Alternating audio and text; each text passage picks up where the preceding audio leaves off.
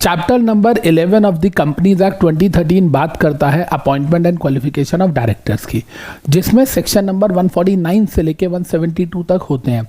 आइए इनको रिवाइज करते हैं। सेक्शन 149 जो है वो बात करता है company to have board of directors, company में कम से कम कितने डायरेक्टर होने चाहिए और ज़्यादा से ज़्यादा कितने डायरेक्टर्स कंपनी में हो सकते हैं।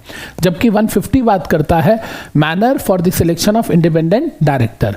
151 बोलता है कि स्मॉल शेयर होल्डर्स को राइट है अपना एक डायरेक्टर बोर्ड में बिठाने का। 152 बात करता है अपॉइंटमेंट ऑफ डायरेक्टर्स, जिसमें हम फर्स्ट डायरेक्टर्स कंपनी के कैसे अपॉइंट होंगे एंड सब्सिक्वेंट डायरेक्टर्स कैसे होंगे, उनका पूरा प्रोसीजर हम समझते हैं। 153 से लेके 159 बहुत ही इंटरेस्टिंग सेक्शन है जो डिन की बात करते हैं। जी हाँ, डायरेक्टर्स आइडेंटिफिकेशन नंबर। 153 बोलता है कि आप कैसे डिन के लिए अप्लाई करेंगे। 154 में आपको अलॉटमेंट होगी। 155 states you can not have 2 डिन, एक इंडिविजुअल के पास 2 डिन नंबर नहीं हो सकते। 156 बोलता है कि हम अपना डिन नंबर कंपनी को बताएंगे। 157 स्टेट्स कंपनी आरओसी को हमारा डिन बताएगी। 158 बोलता है हम जब भी डायरेक्टर की कैपेसिटी में कहीं पर भी साइन करेंगे तो हम अपना डिन नंबर मेंशन जरूर करेंगे। ये वैसे ही है जैसे एज अ कंपनी सेक्रेटरी जब मैं कहीं साइन करता हूं तो मैं अपना membership number and CP number, certificate of practice number डालता हूं। 159 पेनल्टी की बात करता है। 160 कहता है एक इंसान का right of candidature to the board of directors, मतलब आप अगर कंपनी के डायरेक्टर बनना चाहते हैं तो आप खुद कंपनी को अप्रोच कर सकते हैं कि कंपनी आपके लिए आने वाली जनरल मीटिंग में रेजोल्यूशन पास करे या कंसीडर करे। पास हो या ना हो वो आपका कितना फेम है, आप कितने फेमस हैं शेयर होल्डर्स के बीच में, उस पर डिपेंड करता है। सेक्शन 161 जो है वो 4 तरीके के डायरेक्टर्स की बात करता है। रादर आई वुड से 3 तरीके के डायरेक्टर्स की बात करता है और एक कुछ 4th केस है उनसे रिलेटेड। 161 सबसेक्शन 1 एडिशनल डायरेक्टर की बात करता है। 161 सबसेक्शन 2 ऑल्टरनेट डायरेक्टर की बात करता है। 161 सबसेक्शन 3 जो है वो नॉमिनी डायरेक्टर की बात करता है एंड सबसेक्शन 4 कैजुअल वैकेंसी की बात करता है। वो कोई अलग डायरेक्टर नहीं है, वो director appointed during the casual vacancy है। 162 बोलता है कि कभी भी एक रेजोल्यूशन से 2 डायरेक्टर्स को अपॉइंट नहीं किया जा सकता। इसको हम बोलते हैं एन ब्लॉक वोटिंग, ENBLOC के नहीं आता, एन ब्लॉक वोटिंग अलाउड नहीं है। एक रेजोल्यूशन से 2 डायरेक्टर्स को अपॉइंट किया नहीं जा सकता। 163 बोलता है प्रोपोर्शनल रिप्रेजेंटेशन ऑफ डायरेक्टर्स, जिस ग्रुप ने जितना % पैसा कंपनी में लगाया है वो उतने % डायरेक्टर्स अपॉइंट कर सकते हैं। अगर मैंने 20% रिलायंस में शेयर्स खरीद रखे हैं तो मुझे 20% डायरेक्टर्स का राइट है। 164 की जब हम बात करते हैं तो ये डिस्क्वालिफिकेशन ऑफ डायरेक्टर की बात करता है। 165 कहता है कि एक इंडिविजुअल मैक्सिमम कितनी कंपनीज में डायरेक्टर बन सकता है। 166 ड्यूटीज ऑफ डायरेक्टर्स की बात करता है एंड 167 बोलता है वेकेशन ऑफ डायरेक्टर। 164 एंड 167 को पढ़ते हुए आपको 2 चीजें ध्यान रखनी है। 164 बोलता है किस किस ग्राउंड में आप डायरेक्टर बन ही नहीं सकते, मतलब डायरेक्टर बनते हुए अगर आप इस लिस्ट में फॉल करेंगे तो आप डिस्क्वालिफाइड है। 167 बोलता है आप ऑलरेडी डायरेक्टर हैं लेकिन अगर आपने इनमें से कोई भी काम किया तो आपको ऑफिस छोड़ के जाना पड़ेगा, या इनमें से आपके साथ कुछ भी हुआ तो आपको ऑफिस वेकेट करना पड़ेगा। एक छोटा सा एग्जाम्पल देता हूं, एक पागल आदमी को डायरेक्टर नहीं बनाया जा सकता, वो सेक्शन 164 में डिस्क्वालिफाइड है। लेकिन अगर आप कंपनी में डायरेक्टर हो, 3 साल के लिए आप डायरेक्टर बने थे एंड आफ्टर 6 मंथ्स आप पागल हो जाते हो तो आपको वेकेट करना पड़ेगा। तो मेंटली अनसाउंड डिस्क्वालिफिकेशन में भी चेक करना है एंड वेकेशन में भी चेक करना है। 168 बात करता है रेजिग्नेशन ऑफ डायरेक्टर्स की बेटा, जबकि 169 बात करता है removal of directors. Share holders कभी भी किसी डायरेक्टर को, एक प्रोसीजर है, सेट प्रोसीजर, उसको फॉलो करके रिमूव कर सकते हैं और उस प्रोसीजर में ऑर्डिनरी रेजोल्यूशन पास करना होता है। सेक्शन 170 बात करता है register of director and KMPs की, कंपनी के जो डायरेक्टर्स एंड की मैनेजरियल पर्सोनल है उनकी personal details and share holding की डिटेल्स एक रजिस्टर में मेंटेन की जाती है। 171 मेंबर्स को राइट देता है 170 वाला रजिस्टर मेंटेन जो किया हुआ कंपनी ने उसको इंस्पेक्ट करने का। मतलब अगर मैं रिलायंस का शेयर होल्डर हूं और मैं जानना चाहता हूं कि रिलायंस का register of director and KMP में क्या लिखा है तो मैं उसको जाके इंस्पेक्ट कर सकता हूं। एंड 172 कहता है मिसलेनियस पेनल्टी, मतलब अगर आपने सेक्शन नंबर 149 से 171 वायलेट किया एंड उस जो भी आपने वायलेशन करी उसकी उस पर्टिकुलर सेक्शन में पेनल्टी गिवन नहीं थी तो फिर आपको 172 वाली पेनल्टी लगेगी। आई होप कि आप लोगों को बहुत अच्छे से ये चीज समझ आई होगी।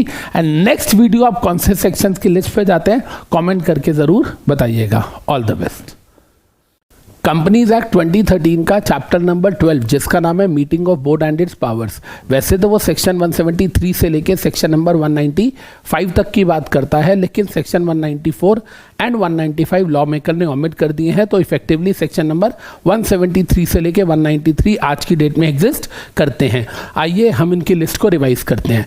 सेक्शन 173 जहां बोर्ड मीटिंग की बात करता है कि एक कंपनी को साल में कितनी बोर्ड मीटिंग्स करनी है, 2 बोर्ड मीटिंग्स में कितना गैप होना चाहिए, एंड क्या वीडियो कॉन्फ्रेंसिंग के थ्रू वोटिंग कर सकते हैं, and notice of board meeting की बात करता है। वहीं सेक्शन 174 कोरम की बात करता है कि कम से कम कितने डायरेक्टर्स का मीटिंग में आना जरूरी है। 175 जो है वो रेजोल्यूशन बाय सर्कुलेशन की बात करता है कि मीटिंग किए बिना डायरेक्टर्स को चिट्ठी भेज के भी अप्रूवल लिया जा सकता है। 176 बात करता है validity of the acts of directors, जबकि 177 एंड 178 कमिटीज की बात करते हैं। जहां 177 ऑडिट कमेटी की बात करता है, वहीं 178 nomination and remuneration committee and stakeholder relationship committee की बात करता है। जीएस, एनआरसी एंड एसआरसी दोनों बातें 178 में दी गई हैं। 179 बात करता है पावर्स ऑफ बोर्ड की, जबकि 180 बात करता है restriction on powers of board की। 181 चैरिटी की बात करता है, 182 पॉलिटिकल कंट्रीब्यूशन की, एंड 183 बात करता है contribution towards national defence fund की। 184 बात करता है disclosure of interest by directors, 185 loan to directors, जबकि 186 बात करता है कंपनी जो है अदर देन डायरेक्टर्स को लोन, गारंटी या इन्वेस्टमेंट दे रही है, जैसे कि फॉर एग्जांपल एक कंपनी किसी दूसरी कंपनी को लोन, गारंटी या इन्वेस्टमेंट देती है। सेक्शन 187 बात करता है investment made by company but not in its own name, मतलब कंपनी ने इन्वेस्टमेंट करी है लेकिन अपने खुद के नाम पे नहीं करी। वहीं पर सेक्शन 188 बात करता है रिलेटेड पार्टी ट्रांजैक्शन की, एंड सेक्शन 189 बात करता है कॉन्ट्रैक्ट्स जिसके अंदर डायरेक्टर्स का पर्सनल इंटरेस्ट है उसका एक रजिस्टर मेंटेन किया जाता है। इसके बाद आता है आपका सेक्शन नंबर 190 जो कि बात करता है contract of employment with MD और डब्ल्यूटीडी। 191 की जब हम बात करते हैं तो ये बात करता है payment for the loss of office की। 192 बात करता है prohibition on non cash consideration involving directors, and 193 बात करता है कॉन्ट्रैक्ट्स विद 1 पर्सन कंपनी। तो आई होप कि यहाँ पे हमें सेक्शन 173 से लेके 193 तक सारी लिस्ट रिवाइज हो गई होगी। कंपनीज एक्ट 2013 का चैप्टर नंबर 13 बात करता है appointment and remuneration of managerial personnels की, जिसके अंदर सेक्शन नंबर 196 से लेके 205 होते हैं। आइए इनकी लिस्ट को रिवाइज करते हैं। सेक्शन 196 बात करता है अपॉइंटमेंट ऑफ एमडी, डब्ल्यूटीडी और मैनेजर जिसको हम मैनेजेरियल पर्सोनल्स बोलते हैं, एंड 197 बात करता है इनकी रेम्युनरेशन की in case of adequate profits और इनएडिक्वेट प्रॉफिट्स। अब जब हम सेक्शन 198 पे आते हैं तो ये बात करता है नेट प्रॉफिट की, क्योंकि नेट प्रॉफिट का मैक्सिमम 11% मैनेजेरियल रेम्युनरेशन हो सकता है। सेक्शन 199 बात करता है रिकवरी ऑफ रेम्युनरेशन की, अगर डायरेक्टर्स को ज़्यादा रेम्युनरेशन चली गई है तो उसकी रिकवरी कैसे की जाएगी। सेक्शन 200 बात करता है पावर ऑफ सीजी और company to fix the overall maximum limit on remuneration, मतलब कंपनीज एक्ट के दायरे के अंदर कंपनी अपनी तरफ से भी कंपनी जो है वो डायरेक्टर्स की रेम्युनरेशन को लिमिट कर सकती है। सेक्शन नंबर 201 बात करता है सीजी के अप्रूवल की। जब हम सीजी को एप्लीकेशन देते हैं, जब हम किसी भी डायरेक्टर को, एमडी को या मैनेजर को, एमडी, डब्ल्यूटीडी या मैनेजर को अपॉइंट करते हैं एज पर सेक्शन 196, एंड हम कोई भी कंडीशन अगर वायलेट कर रहे हैं तो हमें MR2 एक फॉर्म होता है जो सीजी को फाइल करना होता है। सेक्शन 202 बात करता है compensation for the loss of office. हम किसी भी एमडी, डब्ल्यूटीडी या मैनेजर को वक्त से पहले निकाल देते हैं तो हमें उन्हें कुछ कॉम्पनसेशन देना पड़ता है। सेक्शन 203 बात करता है अपॉइंटमेंट ऑफ की मैनेजेरियल पर्सोनल्स की, रेड विद सेक्शन 2 क्लॉज 51। 204 बात करता है secretarial audit for bigger companies की, जिसके अंदर ऐसी पब्लिक कंपनी जिसकी पेड अप कैपिटल 50 करोड़ या टर्नओवर 250 करोड़ है, या जो लिस्टेड पब्लिक कंपनीज है, या ऐसी प्राइवेट और पब्लिक कंपनीज जिनका बैंक एंड पीएफआई से लोन 100 करोड़ रुपए से ज्यादा है, उनको भी सेक्रेटेरियल ऑडिट करवाना पड़ता है। एंड सेक्शन 205 बात करता है कंपनी सेक्रेटरी इन एम्प्लॉयमेंट की, जिसके अंदर हमें functions of company secretary read with rule number 10 दिए हुए हैं। तो this was a short brief discussion about section 196 से लेके 205 तक।